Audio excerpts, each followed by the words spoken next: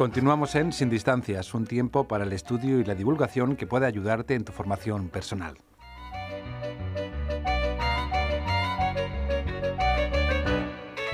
La siguiente propuesta viene de la mano de Alfredo Hidalgo Lavie, profesor de Trabajo Social en la UNED, que se detiene a analizar un tema de actualidad como son las elecciones generales en Israel que se celebrarán el próximo día 17 de marzo. Tomando como cita las palabras del propio profesor Alfredo Hidalgo en un artículo publicado sobre este tema, polemizar, debatir y discutir hasta quedarse afónico es una seña de identidad de la sociedad israelí, que ya lleva sobre sus espaldas 20 elecciones libres, contando con esta última. Escuchamos ya al profesor Alfredo Hidalgo.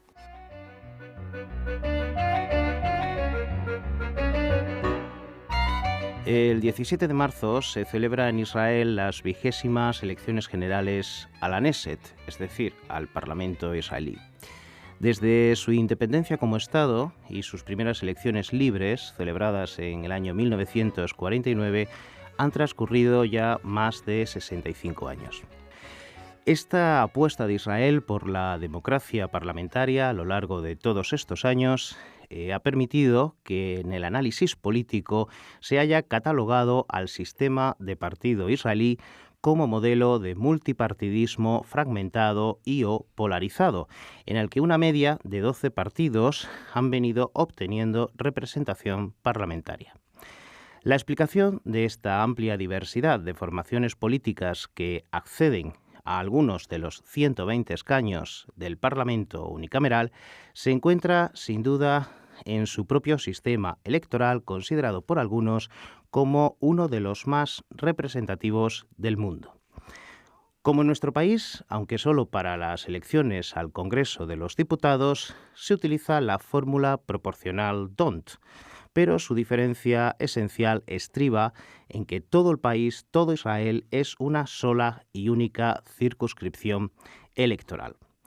Y una segunda distinción reside en su umbral electoral, que hasta hace tan solo unos meses era únicamente del 2% frente al 3% representado en España, y que para estas elecciones se ha aumentado al 3,25%. La razón política parece ser obvia: evitar una mayor dispersión de fuerzas políticas en el Parlamento. Para abordar este tema de hoy, contamos con una invitada muy especial, la señora Hamutal Rogel-Fuchs, que es la portavoz de la Embajada de Israel en nuestro país. Bienvenida, Hamutal. Muchas gracias. Gracias a ti, porque además me consta que has hecho un esfuerzo en cambiar la agenda y estar con nosotros. Siempre un placer. Gracias. Hamutal, la primera pregunta que tengo que hacerte, que es casi obligado, requiere por nuestra parte quizás una previa introducción un poco ligera. Verás, como sabes, y después de todo este tiempo que ya llevas en nuestro país, en España tenemos una tendencia generalizada, al menos así lo considero, a considerar como más positivo que un solo partido político obtenga la mayoría suficiente para gobernar con estabilidad. Y de hecho, así ha sido la alternancia política con mayorías absolutas, aunque también hemos conocido la necesidad de los gobiernos de coalición. En Israel, por el contrario, nunca un partido político ha conseguido lograr la mayoría absoluta, es decir, 61 escaños de un total de 120. De hecho, el único partido que más se ha aproximado a este número fue el Partido Laborista en el año 1969, con 56 escaños, un resultado que ningún otro partido ha conseguido repetir después. De estas 19 elecciones celebradas, solo 7 han agotado el periodo total de la legislatura. Ciertamente, hay algunas en cuyo adelanto electoral es de tan solo unos meses, y ese número se elevaría pues a 12 comicios del total de 19 que se han venido celebrando. Pero todos los restantes han sido elecciones siempre anticipadas. Y de hecho, estas elecciones que se van a celebrar ahora el 17 de marzo corresponde con una de las legislaturas más cortas de la historia política del país, con la salvedad de las primeras elecciones que se celebraron en Israel en el año 49, conocidas como las elecciones para la Asamblea Constituyente, que tuvo una duración de 2 años y 6 meses, y las elecciones del año 59 de solo 1 año y 9 meses. En definitiva, está claro que a los ciudadanos israelíes son muy proclives a la diversidad de opiniones políticas.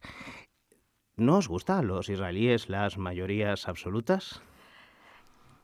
Yo pienso que nosotros vivimos en un ambiente que podemos tener una definición que es casi ultrademocracia. Se dice que, bueno, somos acostumbrados para el tema que vamos a tener elecciones no cada 4 años, pero más cada 3 o cada 2 años y medio, y que ningún gobierno después de ganar y después de, digamos, construir una coalición, no tiene este compromiso de sus ciudadanos que va a estar en poder durante 4 años.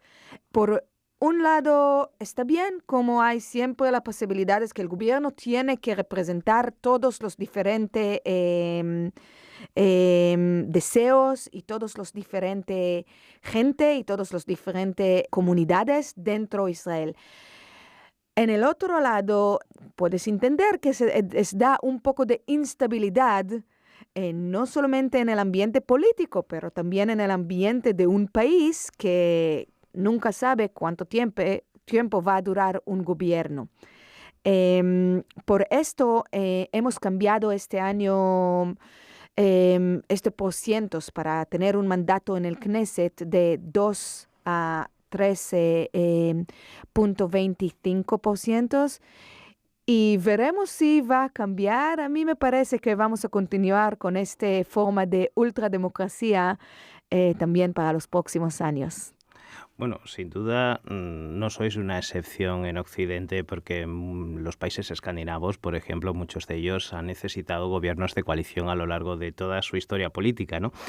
Pero si efectivamente ha habido 20 elecciones, ha habido 33 gobiernos. Es decir, que todavía aún hay una gran cuestión. Una de las cosas quizás sobresalientes para un observador español y para el ciudadano español común, ¿no?, es la singularidad de la composición de los gobiernos en Israel, ¿no? Por ejemplo, el último, es decir, podemos tomar el caso en el que parece ser, por lo menos para nosotros, ¿no?, desde esta perspectiva, digamos, española, y me consta que para también otros países europeos, un gobierno complicado. Es decir, un gobierno en el que hay socios que pueden ser, digamos, socios naturales, ¿no?, por proximidad ideológica. Es el caso del Likud, ¿no?, que se presentó conjuntamente con Israel Beitenu, Israel Nuestra Casa, de los cuales vamos a hablar posteriormente, con Habuyat Hayahudi, el hogar judío de Naftali Bennett. Bueno, pues son partidos que son conocidos que son partido de derecha o partido centro-derecha y que, bueno, digamos que existe esa intención, ¿no?, de entendimiento. Pero claro, luego tienen los otros socios de gobierno que parecen estar más separados en otro océano, como es el caso de Hatnua, de la incombustible Tzipi Livni, partido más de centro, por no decir ya el Yesh Atid de Hay Futuro de Lapid. Estos son los partidos, pero es que incluso los propios personajes, ¿no?, es decir, los propios parlamentarios que han formado parte del gobierno, sirva de ejemplo, ¿no?, esta pregunta que yo te formulo, en el sentido de que por un lado tenemos a Uri Uriel como ministro de Vivienda, considerado como ultranacionalista, con Yael Herman de la lista Lapid, pero que había ganado precisamente las municipales por el único partido, digamos, de izquierda comunista, para entendernos, en el espectro de Israel, con el partido Meretz, Energía. Todo esto, ¿cómo se puede explicar a un español? Bueno, yo pienso que el juego político en Israel nunca acabe. Cuando hay una coalición, también hay un juego político dentro de la coalición. Y vosotros tenéis que entender que las coaliciones en Israel no se forman solamente para un una cuestión, digamos, del proceso de paz o del conflicto con los palestinos, que en este caso sí es un poco raro que Yesh Atid, que sus votantes es totalmente para un proceso de paz y que Yair Lapid tenía compromiso a sus votantes que no va a sentar en un gobierno que no va a continuar con un proceso de paz y negociaciones, sienta con, digamos, Naftali Bennett del Hogar Judío, que dicen que casi no hay solución en este momento. Los asuntos que una coalición o otra construyeron no tiene que ver solamente con un proceso de paz o con una izquierda o derecha por los asuntos internacionales. La izquierda y derecha por los asuntos internos en Israel es mucho más complicado. Uh-huh. Digamos que Yesh Atid, hay futuro de Yair Lapid, que es una periodista súper liberal, y el Hogar Judío de Naftali Bennett, que es un partido ortodoxo, tienen mucho en común por los temas del interior, digamos, por los temas que entienden que hay muchos retos para el clase medio, para el tema de, digamos, de la gente que quieren comprar o alquilar apartamentos, la gente que tienen que conseguir un trabajo después de la universidad, todos los asuntos que interesan a un español medio tiene que ver con las diferentes coaliciones.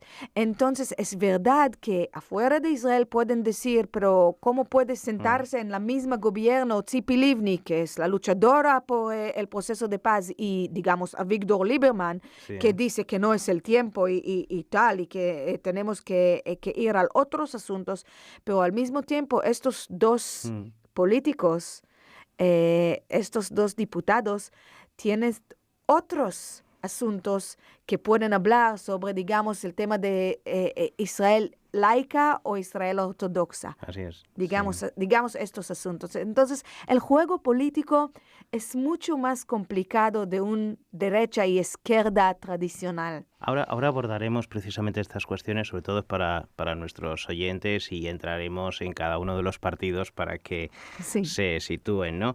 Pero permíteme que insista nuevamente sobre esta cuestión porque, claro, desde fuera parecerían que las carteras ministeriales están como muy bien separadas y por esa razón, pues bueno, cada uno va a lo suyo en su ámbito específico, ¿no? Y bueno, desde ese punto de vista, pues puede existir esta cohabitación. Pero claro, al mismo tiempo sorprende, ¿no?, que un país pequeño como Israel, desde el punto de vista territorial, pero también lo es desde un punto de vista demográfico, ¿no?, tenga 21 ministros. ¿Sobran ministros? O a mí me parece un número muy elevado, ¿no? No solamente que estoy de acuerdo, pienso que muchos de los israelíes están de acuerdo con el número de ministros o digamos, el presupuesto que necesitas para tener este número de ministros, pero eso es el sistema de coalición. Nosotros hablamos que ningún partido tiene la mayoría absoluta, pero no solamente que ningún partido tiene la mayoría absoluta. Si hablamos de los más grandes partidos hoy en día, ¿de cuántos mandatos hablamos? Hablamos de 25 hoy en el gobierno. El más grande partido tiene 19 mandatos. 19 mandatos. Es menos de 25% de todo el parlamento. Uh-huh. Entonces, hasta que este gobierno ha terminado su trabajo, hasta que este gobierno ha anunciado que van a las elecciones, teníamos 5 partidos, no 2, no 3, 5 partidos en el gobierno. Entonces hablamos de un juego de político, un juego de coalición súper complicado. Y claro que de esto, cada de estos partidos que quiere entrar a la coalición, quiere sus ministros también. No quiere estar ahí solamente para ayudar un primer ministro que tampoco es de su partido. Entonces entramos de un juego súper complicado y por esto tenemos puede decir, demasiado ministros. Pero realmente esto se entiende, es decir, cuando son gobiernos de coalición, pues bueno, es normal que los socios quieran un trozo de tarta, que se dice, ¿no?, de poder, ¿no? Pero ¿no es realmente excesivo el número de ministerios? Desde el Eh, punto de vista de la eficiencia política, quiero decir, no de otra cuestión. em, Otra vez, vosotros tenéis dos partidos tradicionales, ahora hablamos de tres grandes y hay un Sí. poco partidos pequeños de la derecha y de la izquierda y del centro y de ecología y de los animales y tal. Nosotros somos acostumbrados para este juego. Y sí, dentro de Israel hay mucha crítica sobre el tema del número de ministros y de la eficacia de este sistema. Y por estos hemos subido, digamos, el porciento de entrar como un partido al Parlamento, al Knesset. Hablamos del 2%, ahora hablamos de 1% y pico más de esto. No puedo decir si va a cambiar. El juego político en Israel es súper complicado y otra vez, nosotros somos acostumbrados para estas muchas voces que están siempre en gobierno y nos sirven en un tema que hablamos de muchas minorías, de muchas minorías con muchos intereses diferentes y que todos están ahí, representados. Podemos hablar un poco, si quieres, después sobre el partido árabe, que ahora va a representarse como un partido, no como 4. Y si va a tener influencia sobre el ambiente político en Israel, sobre el Knesset, sobre estos asuntos, pero es parte de esto. Sí, sin duda vamos a tratar, como te decía, sobre todo para nuestra audiencia, pues un poco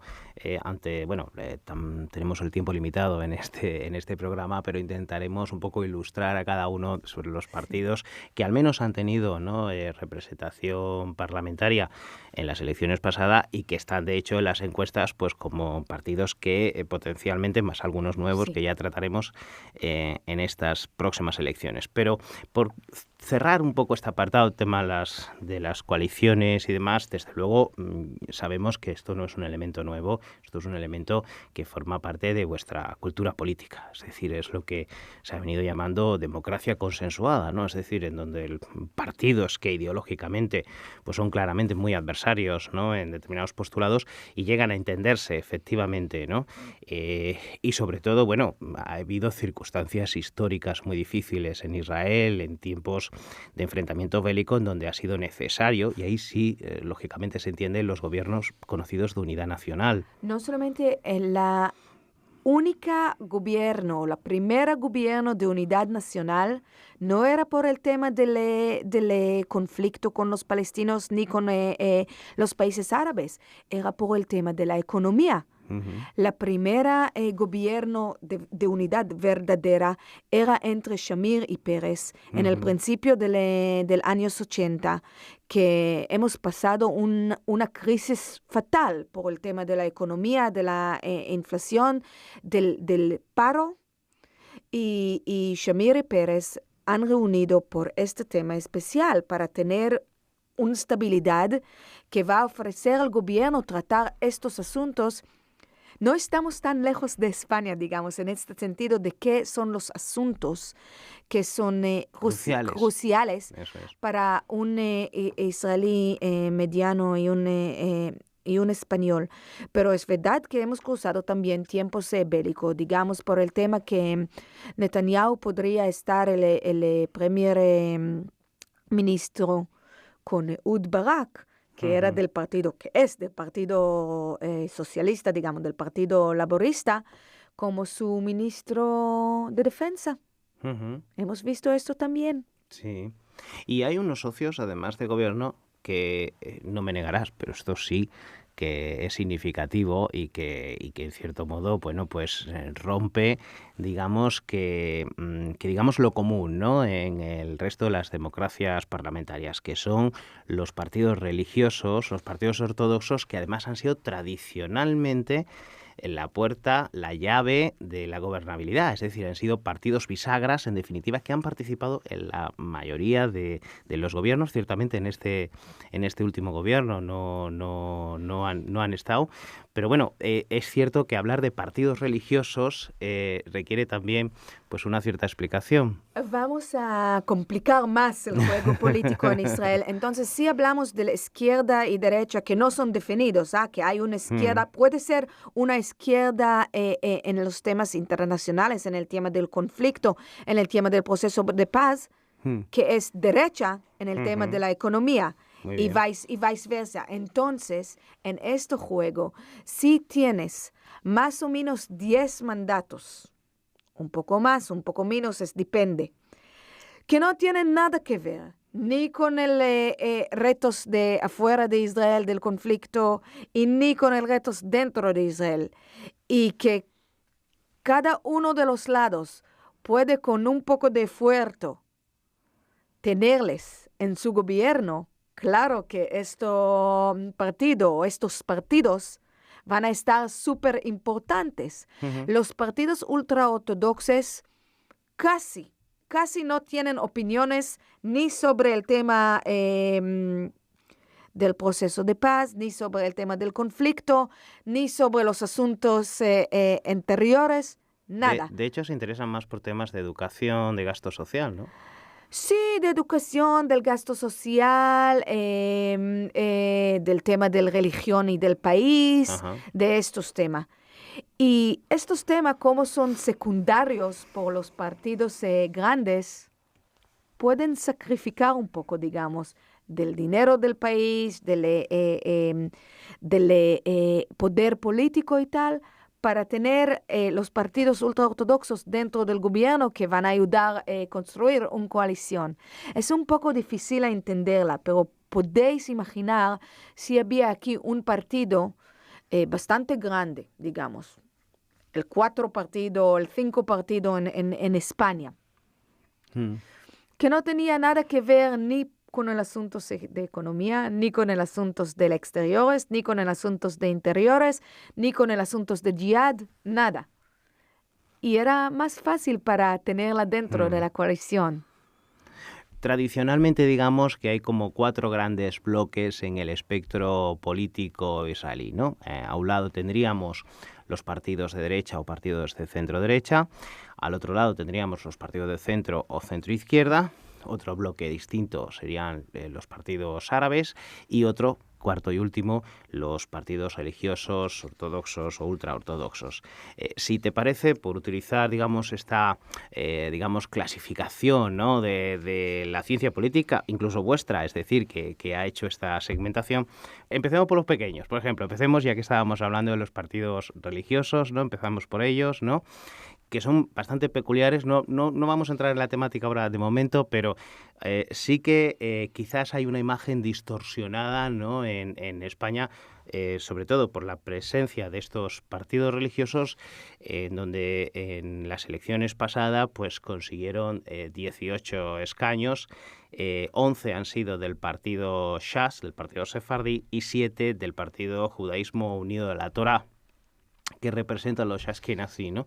Pero yo he estado comprobando y analizando todo el periodo histórico y es curioso ver pues que el número de escaños prácticamente es similar desde las primeras elecciones. Es decir, en el año 49 ya obtuvieron 16 escaños, que por cierto fue la primera vez que se presentaron y única de manera coaligada en el Frente Religioso Unido, pero después las diferencias personales han hecho que esa batalla, ¿no?, por el liderazgo político y religioso se hayan presentado distintas. Pero luego llegamos prácticamente a momentos muy recientes, como cuando se creó el partido Shas en el año 84, que ya representa ahí un elemento más de esa complicada, digamos, heterogeneidad social en Israel, en donde también están las divergencias entre los ashkenazí por un lado y los sefardíes por otros, ¿no? Sí. Shas es un partido más complicado, como tiene muchas cosas sobre el tema de interior. No es, entonces, Shas está ocupada por el tema de todos los asuntos sociales, digamos. ¿Qué va a pasar con la pobreza en Israel, qué va a pasar con el clase más bajo, digamos. Entonces, eso va a complicar más. Cuando yo hablé sobre los partidos ultraortodoxos, hablo sobre los partidos ashkenazí, que no tienen nada que ver en lo que pasa en todos los asuntos interiores. Shas es un poco más complicado y ahora veremos que Shas está también casi dos partidos. Entonces, efectivamente, ha habido una escisión. Entonces, vamos a ver qué va a pasar. Uno de ellos es súper de la derecha, el partido de Eli Shai. Con los partidos árabes pasa lo mismo, es decir, los partidos árabes que ahora se presentan históricamente por primera vez en una coalición, pero desde luego es un cajón desastre lo que hay. De hecho, no se han entendido nunca, porque tenemos, por un lado, pues desde el partido Ramtal, que es el Movimiento Árabe para la Renovación, que es yo creo que es el único partido islamista, ¿no?, como tal, que se presenta en Israel, ¿no?, en coalición con Balad, por ejemplo, Nación en español, que es un partido nacionalista árabe, pero que luego tiene otra vez de socio a Hadash, que es quizás el más antiguo, el año 77, sí, comunista, en donde también hay judíos, es decir, que son judíos y árabes juntos. ¿Esto no es una caja de grillos, todo esto? Mira, yo pienso, los árabes en Israel forman casi 20% de los votantes. Casi 20% de los votantes. Entonces, pienso que ellos entendían que para tener más influencia en el Knesset, más influencia en el Parlamento, tienen que venir juntos.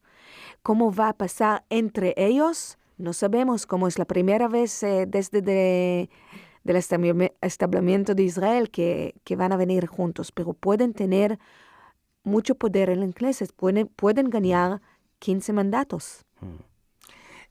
Ya por último y para concluir, Hamutal, las encuestas, vosotros enloquecéis a cualquiera, porque todas las semanas salen varias distintas, y bueno, parece ser que el favorito es el partido Likud, ¿no?, pero a muy corta distancia del grupo sionista. Yo, según los datos, en las últimas, que es precisamente de la Knesset Channel Poll, pues aparece el Likud con 24 escaños y el grupo sionista empatado, pero hasta ahora ha sido precisamente con 1 o 2 escaños más.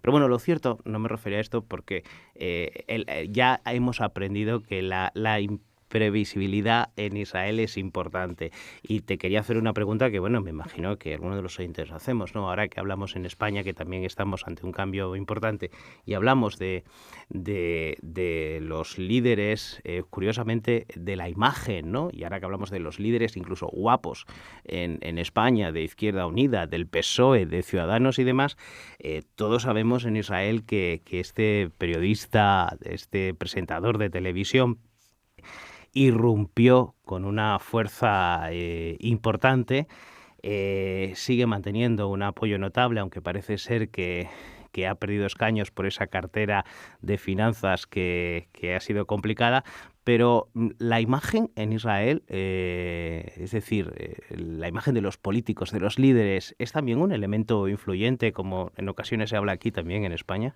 Yo pienso, si hablamos de la imagen en la televisión, la imagen en la prensa, sí, como en todo el mundo pienso, en Israel un poco más lento del mundo occidente, la imagen ha convertido un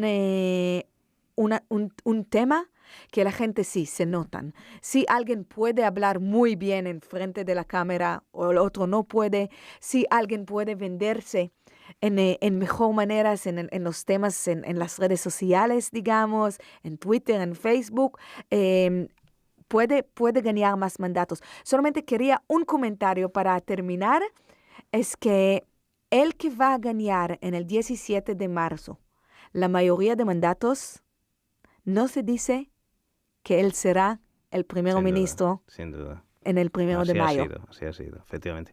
Hamutal, muchísimas gracias por tu tiempo. Por cierto, te curso la invitación para que estés aquí en la segunda parte de nuestro programa, que ya serán cuando se hayan celebrado las elecciones y podamos discutir de los resultados. Gracias, Hamutal. Muchas gracias a todos.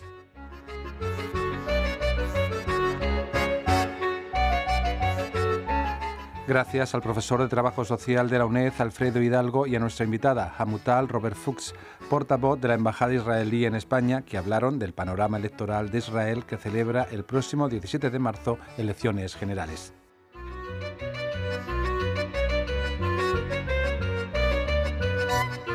Termina ya nuestro espacio educativo y cultural. Gracias por elegir la UNED, la universidad pública más cercana.